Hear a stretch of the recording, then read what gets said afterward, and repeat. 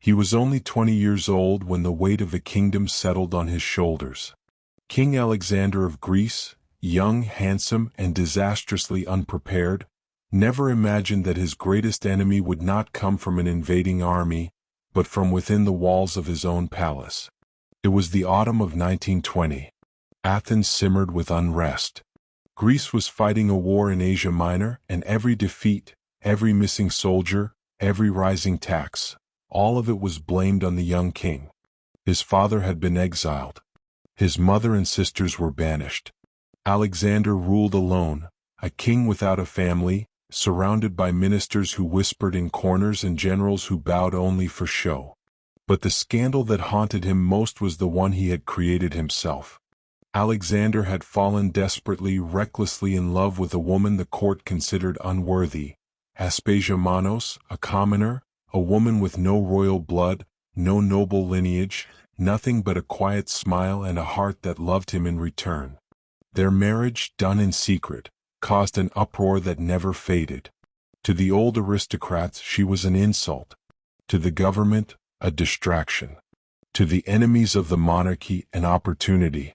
And yet, she was the only softness in Alexander's harsh new reality.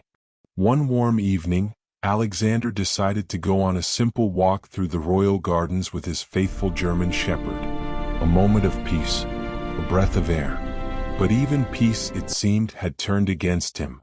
As he passed a fig tree near the palace wall, his dog lunged toward a pair of monkeys kept as pets on the estate, gifts from foreign diplomats.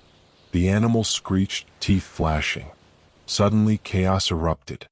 One monkey clung to the dog's face, scratching wildly. Alexander, startled but determined, rushed into the struggle. And that was the moment fate closed its fist. One of the monkeys turned and sank its teeth deep into the king's leg. Alexander cried out. Guards rushed forward. The dog barked and twisted. There was dust, shouting, servants running from every direction. By the time the chaos settled, the monkeys had fled into the trees, the dog whimpered in pain, and the king stood bleeding on the garden stones. No one knew it then, but this single bite would shake the entire geography of Europe. The wound seemed harmless at first. A doctor cleaned it. Alexander joked about the absurdity of being bitten by a monkey. Life continued. But 3 days later, fevers gripped him. His legs swelled. Infection spread like a storm beneath his skin. Aspasia begged the court to bring surgeons. But the ministers, men who despised her marriage, controlled every decision. They hesitated. They delayed. Some said he was young and strong, and would recover without drastic measures. Others whispered that an operation would be too risky. But in reality, there were those who believed Greece would be better off without him. As the infection darkened his blood, Alexander drifted in and out of consciousness. He called out for Aspasia, for sunlight, for anything other than the suffocating darkness closing around him.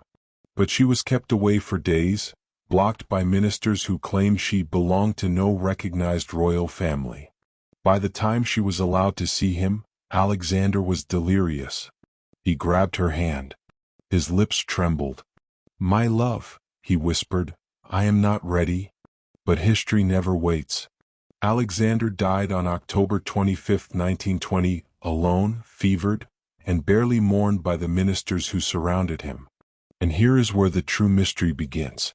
Because his death, officially ruled a case of sepsis from a monkey bite, triggered a chain reaction that reshaped the world. His father returned from exile. The government fell into chaos. A national divide deepened. And just 1 year later, Greece suffered catastrophic defeat in the Greco-Turkish War. One British diplomat famously said, "A monkey bite caused a catastrophe for 2 nations." But over the decades, suspicion grew. Why did the court delay treatment? Why was Aspasia kept away for so long? Why were details of the king's final days buried or contradictory? And who benefited most from a young monarch's death? Some historians whisper that the infection was real, but the decision to let it kill him was political. Others insist the bite was merely a convenient cover story. And for Aspasia, pregnant with Alexander's child, rejected by the royal family, erased from official photographs. The tragedy would haunt her for life. King Alexander's lonely end remains one of history's strangest and most heartbreaking royal deaths. No assassins, no poisoned chalice, no enemy blade. Just a moment in a quiet garden that spiraled into a geopolitical disaster. But even today, more than a century later, many believe the real cause wasn't the monkey bite. It was the silent, ruthless bite of power.